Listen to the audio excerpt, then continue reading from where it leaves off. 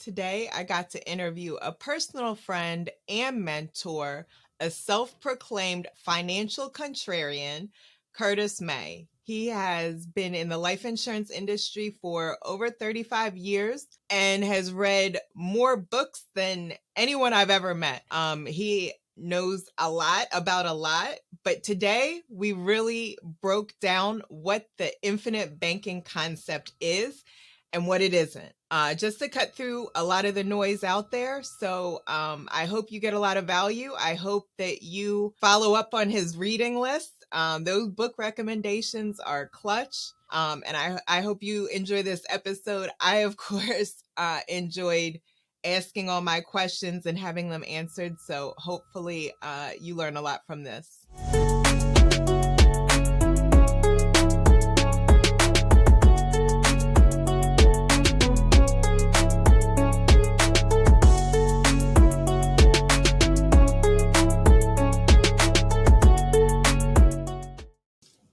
Hey, Curtis. Thanks for joining today. Hey, happy to be here. Thanks for having me on. Of course. I really wanted to have this discussion with you to cause a little bit of industry trouble. As you know, you are a very, very experienced life insurance professional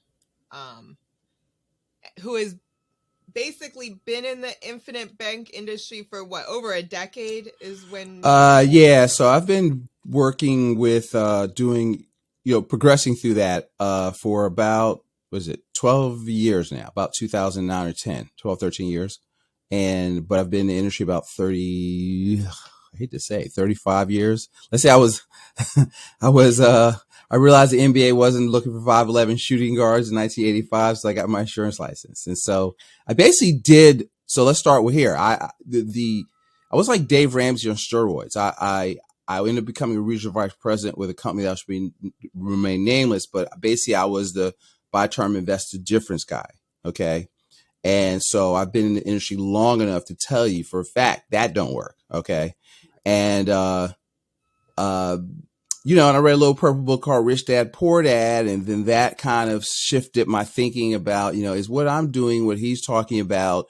And then I discovered Kim Butler, who's one of my mentors, and she, on one of his tapes, tapes. I'm dating myself, y'all. Not tapes. The, CDs, Choose to Be Rich. Are still a little dated. Yeah, I still date it, right? And so, but not as bad as cassettes, right? And so, Choose to Be Rich. And so it was Sharon Lecter, Diane Kennedy, and Kim Butler talking about that. And so Kiyosaki was doing stuff, and he was sending people to Kim, teaching what we do with the insurance. And so I started following her, and then I went to a Nelson Nash workshop in like 2011-ish. So he used to teach a 2-day, 10-hour workshop, and, a local advisor here in Penzance, PA was gracious enough to let me attend, even though I wasn't part of his group. And I had to pay him, so he wasn't that gracious. But I kind of got in a while, based on the book before, like now it's a buzzword. IBC, infinite banking. Nobody heard about it then. Right. They didn't know what the hell I was talking about. Go back to Nelson Nash, because I think most people would be pretty familiar with Rich Dad's advisors. They've all kind of gone on to make pretty notable careers for themselves. But who is Nelson Nash as it relates to the concept of infinite banking? So Nelson is the founder of this stuff. So when people ask me about infinite banking, I say, well, have you read the book? Even other advisors, they're telling why this will work better, that work better. Well, dude, have you read the book? No. Then what the hell are we talking about then? Because you don't even have a point of reference. I was on the Clubhouse with this young guy, and he's trying to compare it. And I was like, well, have you read the original book? No, because if you read it, you understand it's not about life insurance. Okay. Banking is a concept. So it's, it drives us both crazy. All the nonsense you hear on IG and stuff about, I got this great insurance and use the stock market and blah, blah, blah. And so Nelson would turn over in his grave. But so Nelson, what happened was Nelson, if you reread the story, the book is a book about ownership. All right. About a business where you're both the consumer and the user. So he talks about the grocery store in the first part of the book, and But what happened was what birthed it. Nelson was in the real estate business. Nelson was in the land business. He was a forester, right? And so he was doing flipping land and doing these deals. But he said all these geniuses out there, oh, use leverage, right? And so at one point, this is like 78, 79, the rates went from like 8 to like 23. And so he was caught out there owing like $500,000 at like 23% interest. Right. Which were like 800,000 because one of his partners was the prominent attorney in Birmingham, bankrupted. So he ended up owing 800 grand. And the interesting thing was, he says, all right, what am I going to do? He says the idea came to him at 3 a.m. after spending a lot of times on his knees in prayer. You know, if you hear Nelson talk about it, and he calls them, how can I get rid of these snakes and dragons? This is what he calls them. So he had been used to paying permanent insurance premiums. So he's paying about, this is big in late 70s, $18,000, $20,000 a year of policies, right? And then it came to him, wait, I can get money in these policies I've accumulated at, 7, 8%, where I can control it and I can get rid of these snakes and dragons. So in his mind, and it took me like 3 years to understand this. So when I talked to him, I was like, wait, because most people say, well, all right, I got to cut back on this stuff because they see insurance as an expense. He says, I need to rearrange my finances. And he determined he need to pay $100,000 in premium, right? Because, and to get the $500,000 he needed. And so it took him about 8-10 years to get enough money in the capitalize his policy enough so he could take policy loans, pay off the debt, and then he would systematically recapture the debt. Because because what happens with banking, it's a process. Most people don't know it, because here's the thing about Nelson. Let me finish that thought. Nelson was doing this, so he's quote unquote retired from the insurance business in 2000, right? And so the book is his course he was teaching. And he just put it into a book form, and it's not for insurance agents. All right. It's for the consumer. Right. First of all, and he had been doing this for 25, 30 years. So it wasn't like he wrote a book. He hadn't used a commercial bank for anything other than a checking account for about 25 years. Okay. And he, you know what I mean? So that's significant because this wasn't, he had been doing this. So we study something called Austrian economics. There's so much mentally behind this stuff in selling insurance. Most people out there have no clue. They don't know how the contracts work. They don't know the economic philosophy behind it. And so Nelson, because he was an Austrian, saw the process of what he says, look, the policy works kind of like a bank. It's just a place to store cash so you can control the money that flows through your life. And so what he realized, that while everybody's running around thinking about investing, 35 cents of every dollar leaves your household in the form of debt to others. So, the first thing you need to do is recapture money that you're giving away.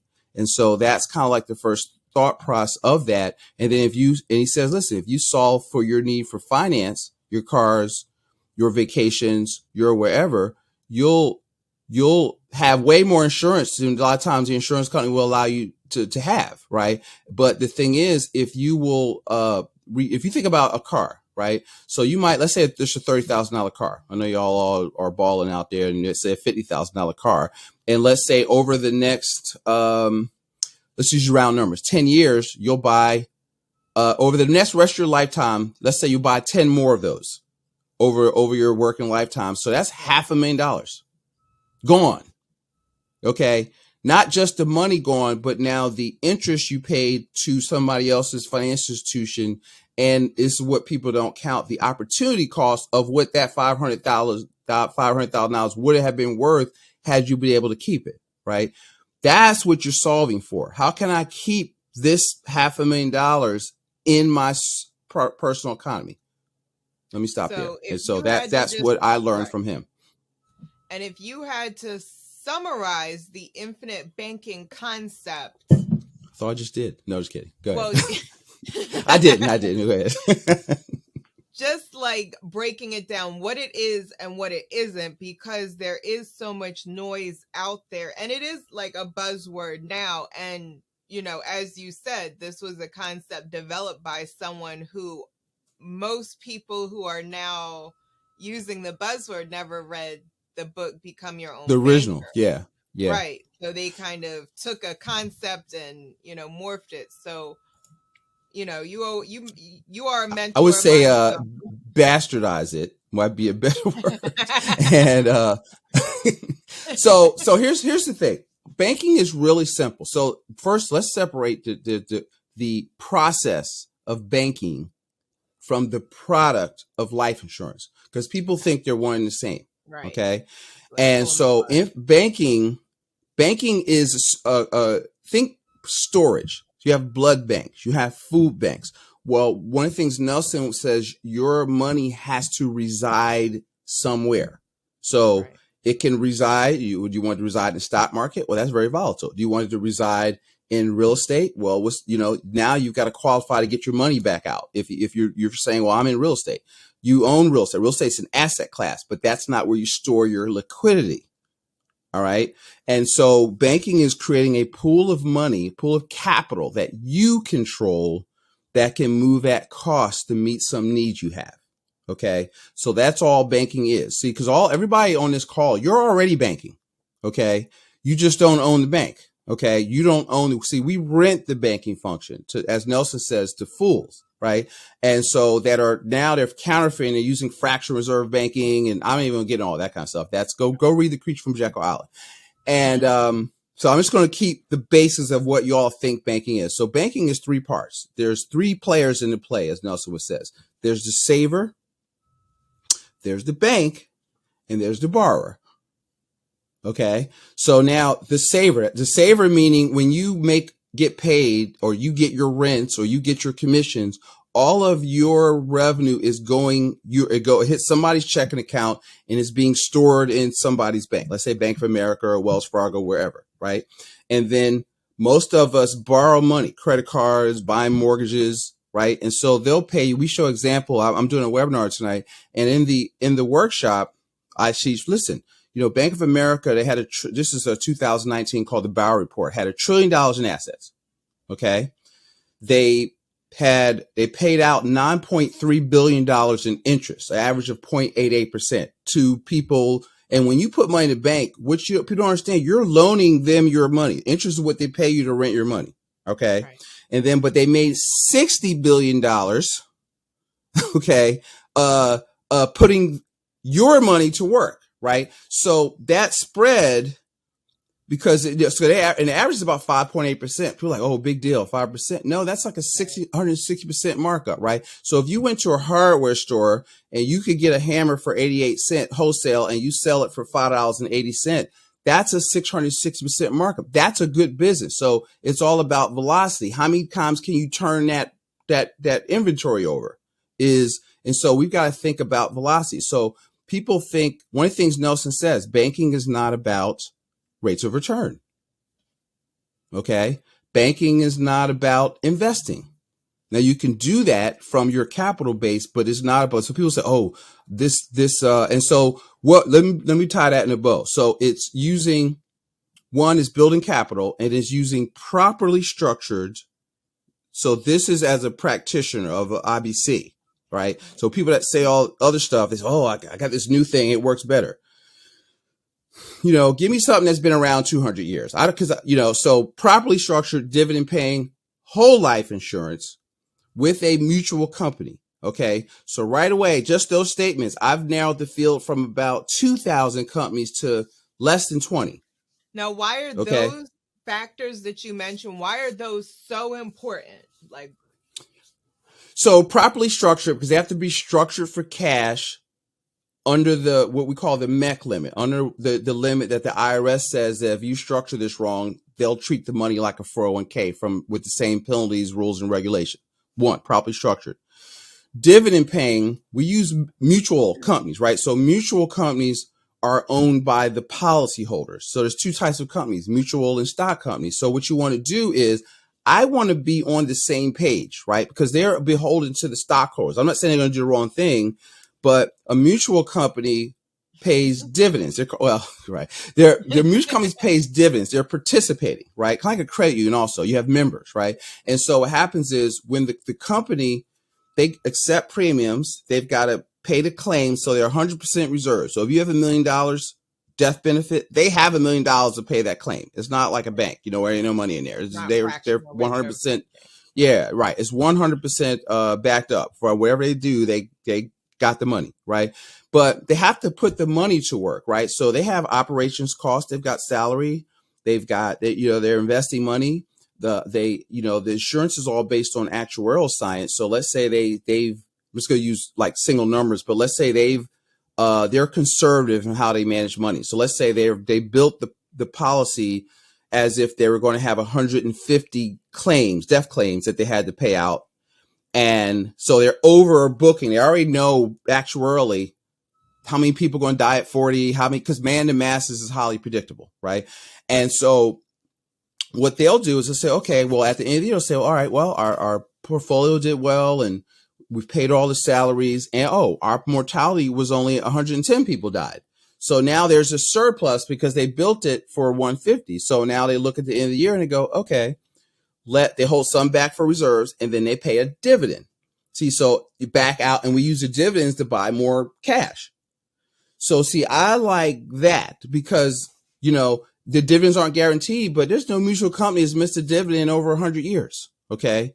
Whole life stock companies don't pay dividends. They just keep that themselves for the shareholders. Is that how it works? Yeah. Well, it's there to benefit the shareholders, right? Just like the bank, like the regular bank. So the bank is earning a profit, but you don't own the bank. So you don't participate in the bank's profits. So that's why banking it's more of a mindset, and then it's a process. We teach it's a system of cash flow management, right? It's not about, my policy is doing 12%, because I got this IUL and, that kind of stuff. That's not. So when people are talking about that, they're not, if you mention banking and IUL in the same sentence, you're not doing banking. Okay.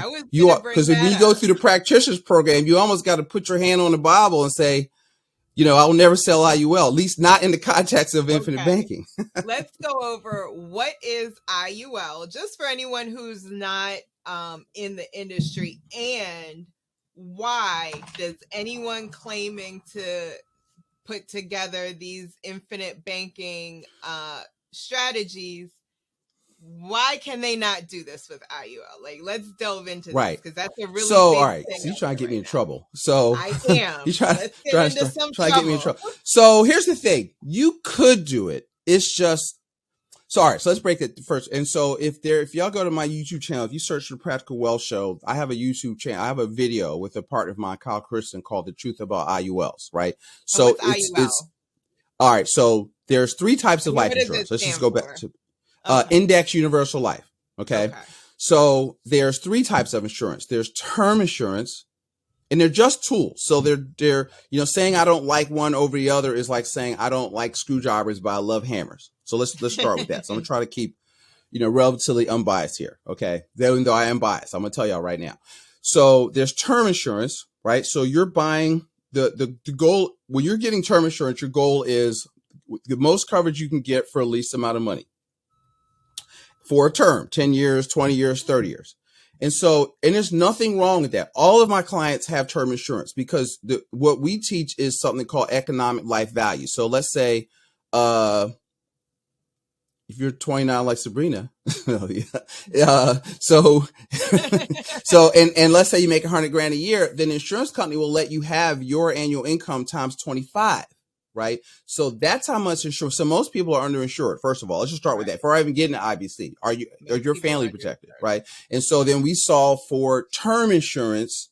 I use term insurance for that. Okay. Now, the other type of insurance is whole life insurance. So this call it term and permanent.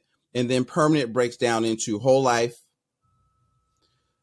universal life. And then there's 3 types of universal life. There's variable life, which is based on the stock market, which is tough because the market fluctuates up and down, and you can literally be underwater with variable. It's called VUL. There's fixed universal life. That's what they started out with. That was what's the company? E.F. Hutton's answer to buy term investor difference. This is like in the early 80s, and they were putting out these high interest rates wrapped around insurance, but they couldn't maintain the rates. And so those policies started to blow up because the cost of insurance goes up, but the money didn't perform. And I'll tell you why. And then the third one is their next iteration of them trying to fix the problem. And the problem to me is they're blurring the lines between investing and insurance. See, to me, if you want to invest.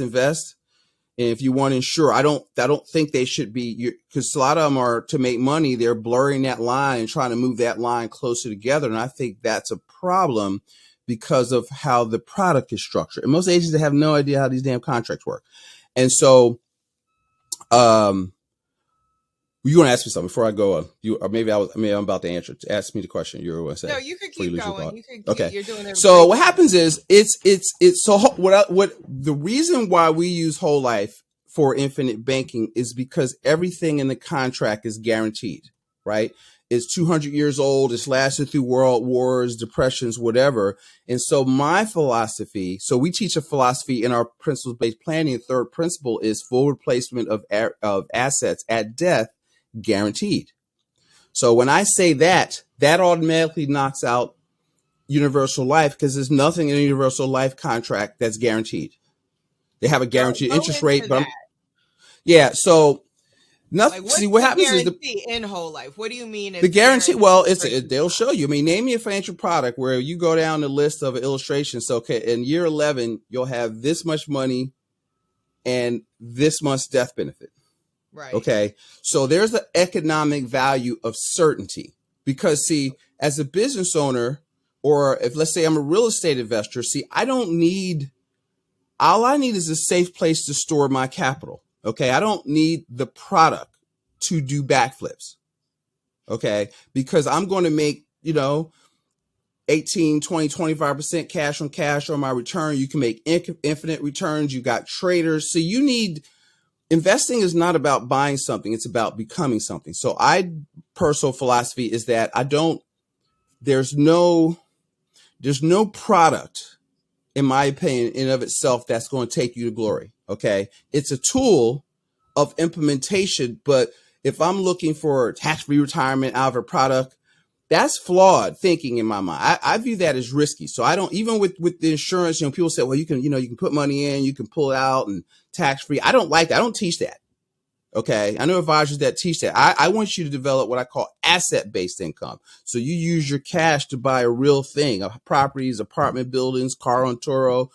You're going to make your money with that. All I need is a safe place, credit protected, to store my cash. So that's my philosophy. The only thing that does that, it's not guaranteed. Down right. So now, just to be fair, Universal Life will do that. They have a guarantee, but it's not guaranteed. So Universal Life. So let me. I'll try to keep it simple. So I would watch the video for a really detailed explanation.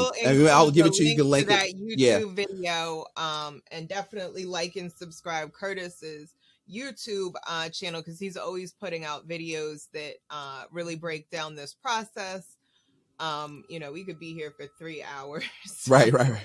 So, all right. So I'm gonna step with some toes, but let me just tell you my understanding of it. Toes. Right. So what happens is Universal Life is basically a combination of term insurance, annual renewable term insurance, and a side fund. Whether it's the insurance company is buying options to get the S&P, and then they'll credit you with an interest rate based upon the cap. So the sale is you get the ups of the market without any of the downside risk, because you can't go below zero. So I love that. I love that more in annuities. I like index annuities. I just don't love index life. And I've sold it for 5 or 6 years. I know how they work. Okay. And, but once I decided I wanted to do infinite banking, the difference is one of utilization, which is a velocity of using the money, using the policy loans, and accumulation, which is, okay, where we're going to do this in a tax-free retirement. And the accumulation theory doesn't work, right? Accumulation theory. What's that? Buy and hold, dollar cost average, get out of debt. The rule of 72, the S&P, all of that is hoping that over time the market goes up. Okay. Right. But when you look at rich people, I've had dinner with my primary company's money person, right? 35 billion in their asset portfolio. And you know what they don't do? They don't care about compound interest. They don't worry about dollar cost average. They don't do none of that shit. Sorry, excuse the expression. And The and PG podcast. right, sorry, none of that stuff. They don't do any of that stuff, you know. And so see, I get a little hype when I talk about this stuff. But I know. What happens is they don't do that. You know what they focus on? Velocity of money. How many times can I turn this money over? They buy real estate. They buy businesses. They make money off of selling the products. Okay. They leverage. And if you look at big banks, and you know, they call their tier one capital, or BOLI, bank owned life insurance, or COLI, corporate owned life insurance, they buy, that's where they store their capital. They don't put it in Wall Street, and they want safe money. And so they buy permanent insurance as their tier one capital. So I want to do what they do. Right. That's all I'm saying. Let's not do what they tell us to do. Let's do what they do. So what happens is internally, the cost, term insurance goes up every year. So if from 0 to 120, you're designed to go to 120. Every year you get older, your mortality charge increases. Okay. Right. So it starts out low. Yeah, because every year you are, you know, if you're a smoker, your odds are dying faster. If you're female, you live longer. Females' rates are lower if you've got certain ailments. So it's all based on actuarial science. Okay. Right. It's not based on markets. It's based on actual. So I'd rather bet on actuarial science than Wall Street any day of the week. I will invest in my expertise. Okay. Right. My business, my whatever. If it's real estate, I was at a notes conference on tax liens this weekend, right. You know? And so I need money stored somewhere. So an opportunity to buy a note comes up, boom, I got some money. That's all I need the insurance to do. I don't need it to, I get 12% inside of my insurance tax free. You know, you don't need that. In my opinion. That's so if you work with me, I want certainty. So now the thing is, the cost of the insurance is going up. So you're hoping that the money stays ahead of that. Right. Okay. So but if you look at a contract, the market has to go up. Yeah, the market has to go up. You know, it won't go backwards, but you don't get what I call uninterrupted compounding, because if you hit zero, okay, your money didn't go backwards, but your cost of insurance is still rising. So it doesn't matter that much when you're younger. And the key is, so let me not throw it completely under the bus. If you fund it right, it will work. Okay. But we don't like it for banking, right? If you've maxed out and you say, all right, well, I really like the stock market, and you want to be able to capture, you know that they're going to look everything to keep the market up, because that's where they want you to feel wealthy. So, all right, if you want to participate that in the upside, that's where I could see a universal life. You just have to know, you have to be informed and know the risk going in, that if you don't fund this right, it's a possibility it's not going to do what it says it's going to do. Wow. Okay. So I forgot to stop talking. And this, we probably have to do another breakdown or do a video on it, because I have it in the video of how it works. No, I'm going to include the video so they could also reference it. But you mentioned earlier about policies blowing up. What does that mean? What does that look like? So I've seen, so these are more so with the fixed. The universal lives are still too new. There's another thing I like about it. I don't like new stuff. I'm not, what would you call it, early adopter? But I've seen people. How old are so the first fixed universal lives came out in I think the first one was like 1981, right? And you were still getting, you could still get in like money market accounts and CDs 11%, 12%, you know, so they would illustrate beautifully. Right. When I was doing them, they would show you, you know, you could show like 8%, and you could do like $200 a month, and it would show, oh, you got all this money at 65, and you can pull out, you know, 40 grand a year tax free, right? Without the policy running out of money. So they would let you illustrate that stuff. And I remember I had this young guy that was a math teacher. He says, how does that work? You know, and he made me start to look at it. And then, you know, I was, you know, securities license. I kind of lost my religion with the stock market, because I lived through 4 crashes, and I stopped believing that it was just going to work like my wholesalers said it was. So that's what I lost my religion. I stopped just believing all the Wall Street Kool-Aid, and started move towards from Rich Dad Poor Dad into real things, right? You know, the 4 asset columns the asset categories are business, real estate, paper assets, and commodities, right? And so the key is what we teach our clients is you got to pick a horse and ride it. What do you like? What do you want to learn about? Where do you have some semblance of control? Okay. And so then where we position the banking or the whole life as one, you can borrow to buy opportunities to buy or build cash flowing assets, or you can borrow for what we call major capital purchases, which is defined as anything that you can't pay for in full within monthly cash flow. You have to finance it. So then we teach, okay, well, you can be a customer to bank or you can be the bank. So if you've capitalized your system, then you could buy. So I've used mine for tuition, for the parents' contribution, car repairs, $2,500 transmission. And I could think one time I'll put a credit card, take a policy loan, pay it off. And so instead of giving the money back to Visa, I recapture the profit, right? So it's a system of cash flow management. So if somebody's selling you a policy, but they won't help you create the amortization schedule, show you how to use it, because it's a utilization strategy heavy on service. Okay. And it's not a set it, you've got this policy, because you can blow it up, right? Because so here's what happens. Let's go back to universal life. Yeah. You can blow it up because if you don't pay it back, it's not free money. Okay. And, but you just straight universal life. What happens is I've had people, they're like 60-ish. I've got one that's like 74. And what they're doing, they'll either fund it on the minimum payment, and then I'll do an in-force illustration with them. And then what happens is you'll start to see the cost of insurance. So when you look at the guarantee column of a universal life, you'll see the expenses. A lot of times they have a 9-10 year surrender charge. Most of them, not all of them, but there's ways to waive it, but that's an extra fee. I mean, it's just a lot of stuff going on in there, right? So I don't like that complexity. A policy is like illustration is like 160 pages. Right. That's the definitions of the bold print giveth and the fine print taketh away. A whole life illustration is like 11 pages. 15 pages, right? And so we want simplicity. But what I've seen is a woman called me and she's not even my client. I didn't do it, but she was, I used to do Medicare, and her sister's a client of mine. She let my sister needs to talk to you. She doesn't know what's going on with her insurance. So, I look at it. I said, she was telling me about it. I said, wait, is this universal life? Yes. Okay. Let's call the company. So I know the question to ask. So we called the company so I could understand what was going on, and I got the illustration. So what happened is her policy went from, she was paying like $60 a month, and all of a sudden, her costs. So think about this. You're paying $60 a month, but the cost of insurance, the actual cost is like $90. Right. So every month you've got a $30 shortfall. So there's no deals in the insurance. So if the cost of insurance is $90 and you're only paying $60, where's that money coming from? I don't know. The cash value. So what'll happen is you'll start to see a decrease in the cash value, and then her cash value was just about gone. So she got what I call a premium call from the company or the letter that if she didn't raise her payments up to this level, the policy is going to lapse. And so I've seen that.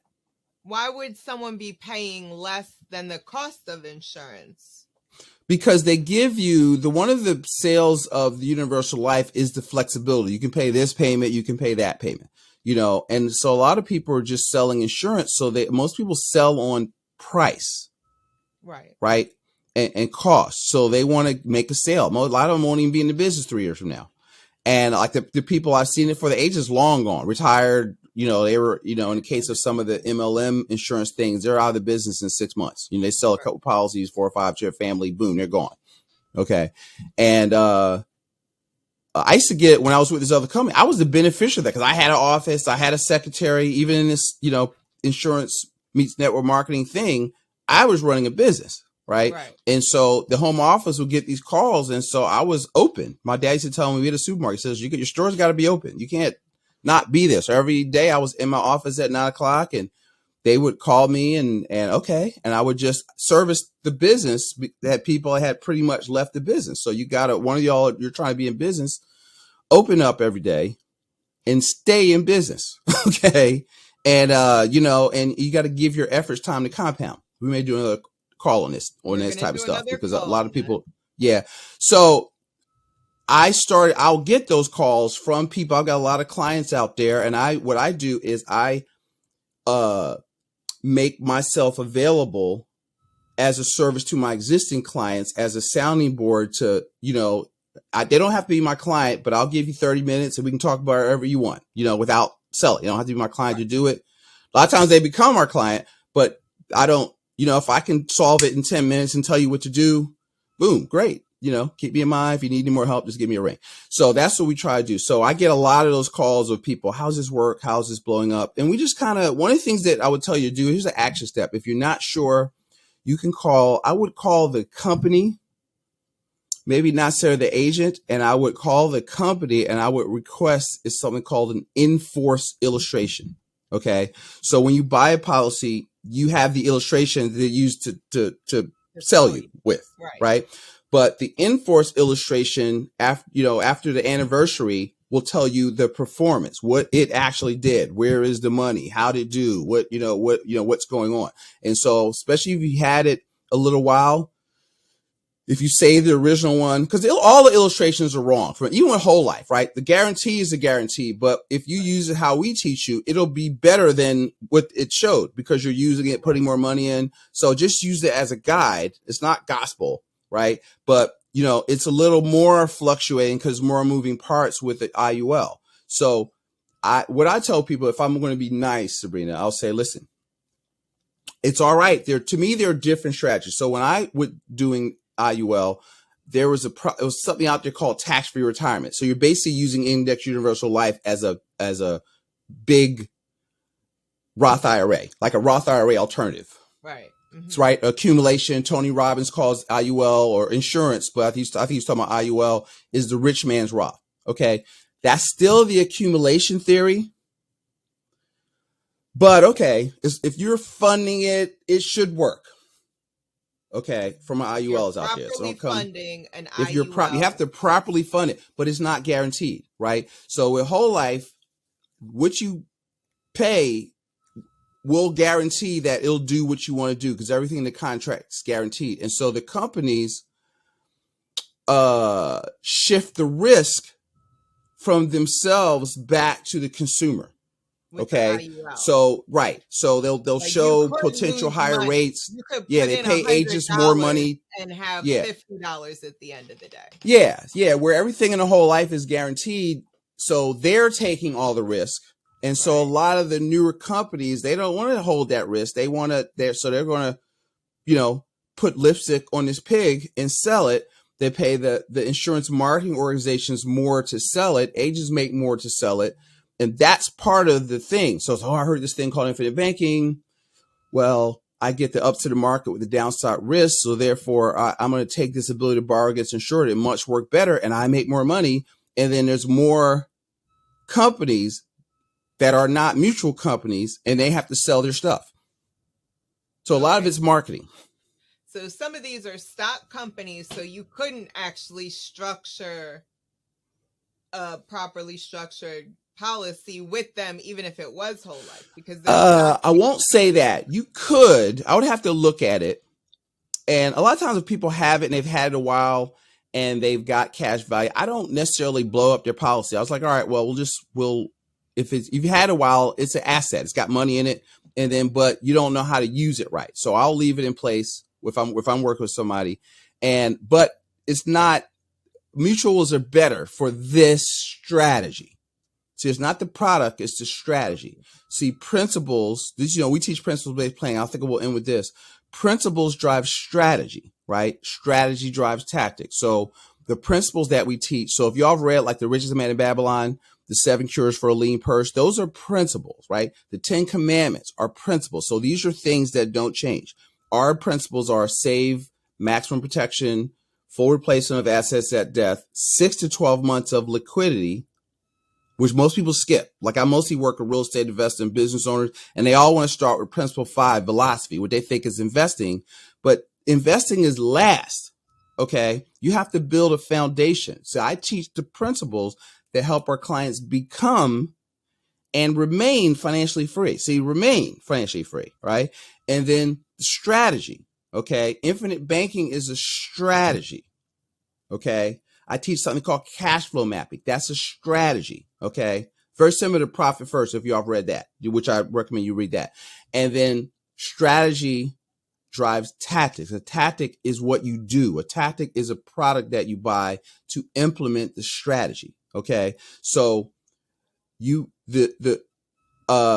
so we use whole life because it matches up with my principles. Save.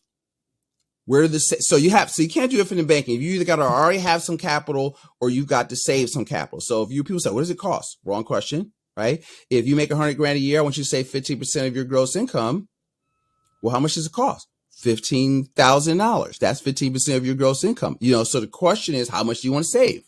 Okay. Right. Or sometimes the new people, let's say I want them saving at $15,000. I might only let them start the policy with $8,000 or $10,000 a year. Because if you don't have any liquidity, I want you to have some money in the bank. Okay. And then, so that's principle. So the banking is built on principle one, save. The strategy, right, is banking. And then the tactic is a properly structured dividend paying whole life insurance. Okay. And see, if somebody can't articulate that type of framework and they're selling the product and they're showing illustrations, you talk to me, we don't even get into illustrations because I'm not the insurance man. Okay. It's not what company's better. That ain't the company. It's me. It's the coach. In all humility. Let me get it's like Jay Abraham has a strategy, a philosophy called, who's a marketing guru, says of preeminence. So I feel if you're not talking to me, you're not getting the best service you could get. Okay. So because I have clients, I don't have customers. Clients means to put under one's protection. So that's my philosophy. I need to keep you from doing something stupid. I need to keep you right. And it's your money. So products should be a result of your knowledge, not a substitute for knowledge, right? And it's be your own banker, right? So I want to teach you how money works, okay? And then if you know what's going on, you'll know what to do. So I want to empower you to think, not tell you what to think. Okay. So that's, you know what I mean? That's kind of how the framework of how you back into this stuff. So when I talk about it, the product is literally the last thing we discuss. So anyone who's running around up front advertising this, not that they're not knowledgeable, but maybe you should kind of test them a little bit. Mm-hmm. And you need to read the book, right? And you can't read the book and send that. Right. You can't teach them how to do it. Oh, here, read this book. I heard about it. I can help you implement it. Or your cousin at MetLife, whatever. You can't, they don't do it. Like people that do this, right. This is all we do. Right. It ain't a little bit of this, a little bit of that. When I wake up, it's IBC time. That's all I talk about. Can I get a quote for insurance? I don't do quotes. I'll help you develop a game plan to become or remain financially free. Is that what you want? Okay. Because if you don't want to read the book or if you don't want to think, do not call me. Because I can't help you. Okay. Because it's your money, not mine. People who don't want to do the work, who don't want to don't call me. Educate themselves. I'm going to tell you, that's probably bad. That's not bad, good marketing, but it's good for my peace of mind. All right. And my patience. And because I want to empower you to think. So you have to be able to separate facts from somebody's sales pitch. I think that's really important, not just for this particular topic, but overall, we're going into an era of everyone's pitching their own topic, product, what have you, and everyone thinks theirs is the best.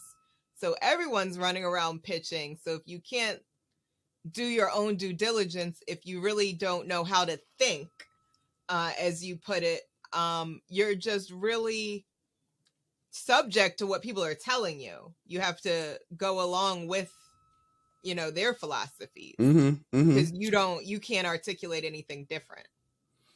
Right. And you don't know, and you suspect they know, and it sounds good. See, it all sounds good, but all that glitters is not gold.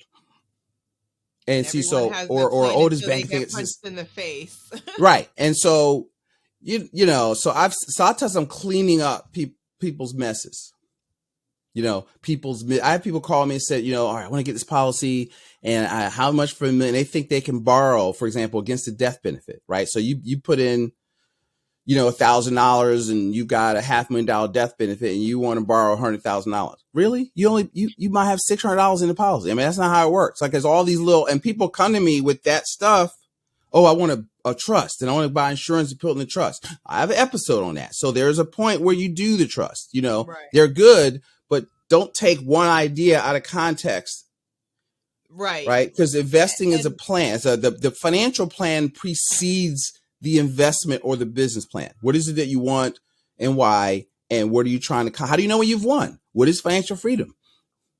And then you just use these. I was guilty of that before I met you. Is I would sit in on a seminar and I would hear something and I would take it back and be like, I heard this, implement this. And then a financial advisor or a professional would have to kind of walk me back and, okay, well, this is why this is not for you. But if you're sitting in a seminar and they're talking to you about a broad topic, not everything is for everybody, and certain, like, there's levels to this, as Meek Mill would say.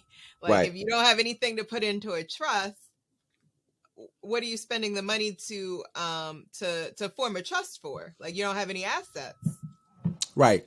Now, the insurance can be the funding vehicle. This is another topic, but you can make the trust the beneficiary of the death benefit. And so now that makes sure that, what you want to have happen will happen. So you need a trust as part of your estate planning. Okay. And, so we talk about how to help people, basically what I do is I help people build their power team. You need a good estate planner, you need a good accountant, you need a good mortgage person, the stuff that, I know a little bit about a lot, but what I do is I vet and find good people, getting them, making sure they have the proper, I have people had like, $1 million, $2 million of real estate and they say, oh, I got it all in LLCs, but they don't have an umbrella policy coverage to protect them. And so in asset protection, your first line of defense is not insurance, not a limited liability company. The emphasis on limited, right? So, you're hearing stuff and you think it's a cure-all and you just got pieces of information and you're still exposed. Exactly. And that's the kind of stuff I go over with people. And we will definitely get into those topics. But right now I want to finish up with the Rainmaker round. And then I'll let you go. I know you got people to see. So I just got a few quick questions for you. And I know this first one's going to be really good. Because you are definitely someone who speaks in books. We'll have a conversation and I'll walk away like, that was so wise. And then I'll read a book and I'm like, did he just take this excerpt and spin I have no original thoughts. That's right. So what book are you reading right now? It's funny. Somebody mailed me this book from LinkedIn. It's called Traction. And so now I've got all these books on my list, but I just saw that. Says, okay, I need to get into this because where I'm at mentally is growing and building my business entity. And so that is kind of like, okay, because that's the stuff I'm dealing with is I'm growing, our business is scaling. How do I scale this and that kind of stuff? So right now I'm in chapter 1 of Traction from last night. I got the book yesterday. Perfect. So if someone is trying to scale their business, this would be a good book for them. But if you want to learn money, then I would start you with, or you want to learn this banking thing, then go to the source. Okay. All right. Sorry. Okay. All right. Okay.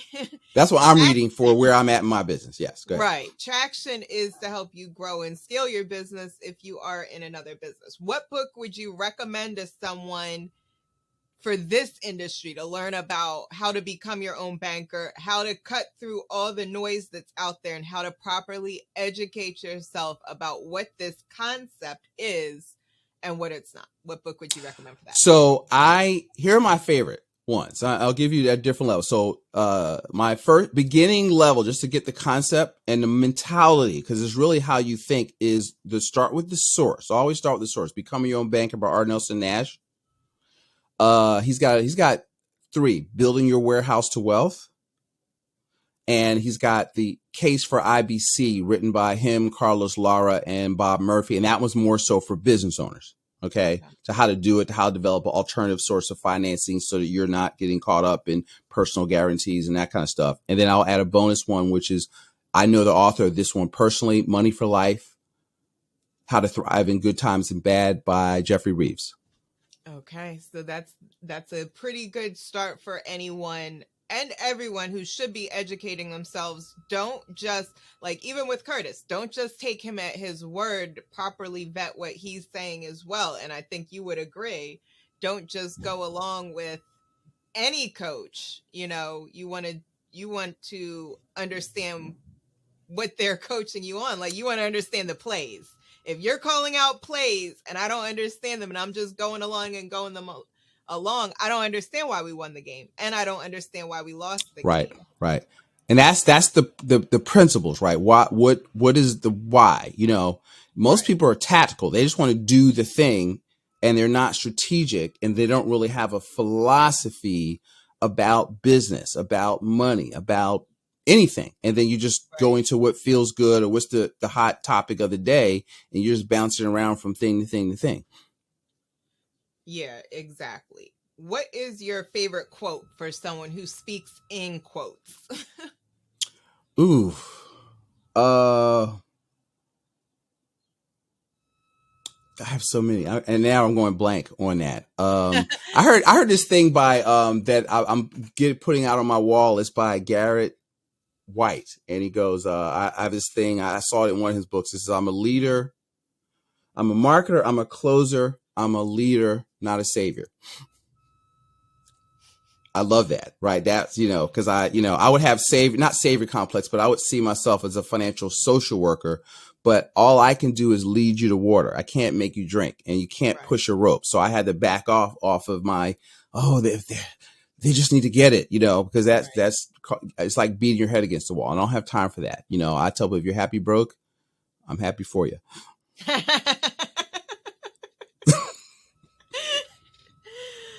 um that's a good one. Maybe What's that's a something? quote, right? Yeah, I like that as a quote. If you're happy broke, I'm happy for you. And everyone should take that and apply that to their business. More so in that if this product or service is not right for you, then that's fine. You shouldn't be Mm-hmm. convincing people, you know. Yes, yes, and I won't convince people. I have people like, you're not ready for this yet. So let's do this. Here's some homework, and let's revisit this in 3 months or 6 months. So I won't let you. So don't worry about Kurt. You call Curtis if I don't think you're ready. I won't let you do it. It's not something you get talked into. Right. Yeah. And I like that about your coaching and leadership. What's something you learned the hard way that you are the most grateful for? You're grateful for. I learned one is to pay myself first. So I had a brick and mortar business. So I had to worry about, I had to pay my staff, got to get paid, got to do this and that. And it would be nothing left for Curtis at the end of the month. This is in our bar business. I had old timers in the bar business. So listen, if you make, $400 on your day shift and, $600 on your night set, you need to take $50 out of each because it's cash, like put in an envelope, stick it in the back of your safe. And that's gone. You just deal with whatever you have to deal with that. So now I've learned that in my business from Profit First helped me organize a system of how to do it. And then I literally pay myself 15-20% of every check I get goes into profit, and separate from the payroll I pay myself. So that just organizing that thought process is life changing. Wow. Because you have to tell your money where to go instead of asking where it went. I That's a love good that quote as a too. quote That's too. I told you speak in quotes. Okay. And last of all, how can the audience get more information from you? How can they follow you? How can they work with you? So I have a site, practicalwealthadvisors.com. Okay. And on there is a little tab that says apply to work with Curtis. If you are on IG, you can follow me on Instagram, and I have a, what's that thing called? A Linktree link with the links to all my stuff, so listen to the shows and the YouTube channel. If you're not ready to talk to me, I don't expect people ready to do that, but I put a lot of stuff out there to teach people how to think, and how stuff works. And I interview with the podcast, the theme is kind of Right. wealth outside of Wall Street. So what can you do? What I just to give you ideas. I don't give investment advice, right? So the podcast is a good way to follow me. And then if the urge strikes you, then, reach out. And also you can text, for I have a report called the, creating wealth using the velocity of money, right? So velocity is key. infinite banking is a velocity strategy, right? So text P Wealth, all caps, one word, P Wealth to 55444. And that will get you that report out. It also puts you on our email list to keep, so you're we're starting to do a lot of webinars and stuff, live events if you're in the area. And we'll put you on the list. You might get a call from I shouldn't tell you this, my assistant, just to offer you the free consultation. If that's you, and feel free to say no, we still love you, and just stay on the list. And when the student is ready, the teacher will appear. Another quote. Yes, I do. Right. You speak in quotes. You got to get me talking. I don't remember. You can't ask me what quote do you. But we are going to put all your links. Curtis does host a really great podcast called The Practical Wealth Show, which is on all the podcast platforms as well as YouTube, right? You have your episodes on Yep, YouTube. arrows go to YouTube, yeah, live or the audio, yes. Yeah, so we'll post your YouTube page because there is a wealth of information that, to educate yourself, you should definitely start going through this information so that you are an educated consumer, not just being swayed by fad financial products that may or may not work in old age. Yep. All right, so I hope this cleared some stuff up about the concept of infinite banking for everyone. There will be a part 2 episode. We will get that scheduled because, Curtis has, like I said, we could be here all day. I could just pick his brain about a bunch of different topics. And I have a few more questions. Agents, don't call me. I don't feel like debating. I don't have the energy for that. So do what you do. I don't care. Okay. And but if you're a client and you're confused, you can call me. I don't want to have an agent debate on why this is better. I'm gonna tell you right now. I don't have the energy. A man convinced against his will is of the same opinion still. Here's another quote, right? From, I think it's from Dale Carnegie. But so I don't try to convince. Educate yourself, because nobody convinced me. I was doing IUL. I started to understand how infinite banking worked. I'm a nerd. I read. And I was like, okay, this is different. And I'm going to say that took me like 6 months. I mean, it wasn't like, oh, I got it. So you have to come to it yourself. Otherwise, it's not going to work. So I don't try to convince people. Fair enough. And I like that even more because you have to go to the source, research, and come to your own conclusion, basically, to even work with you. Yeah. Yeah, all exactly. Right. Sounds good. Until next time, we'll pick up on another topic. But thank you so much for joining us today. You definitely cleared a lot up for everyone who might have been on the fence or may have heard, an Instagram live and thought, oh, well, let me dump my money into this. Like just educate yourself in everything that you do. Right.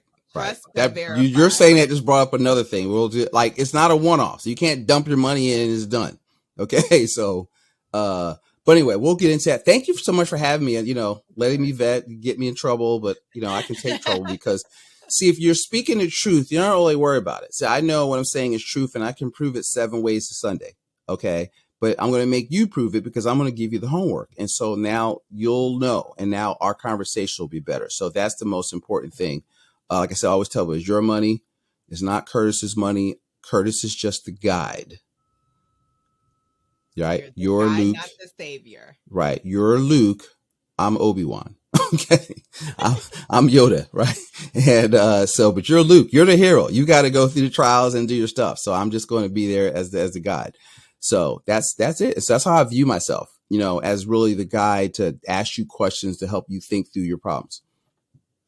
Perfect. All right. Well, I'll let you get to your clients. I'm sure you have a bunch of meetings today helping the good folks. I do. I'm 15 minutes late right now, but that's all right. I know. I'm sorry, but thank you so much for staying. We went a little all right. over. Right. Always a pleasure talking to you. So we'll thank you guys. Hopefully this helped, and do your research and stay out for that part 2 episode. It's we'll have a different topic, but you will be sure to learn a lot.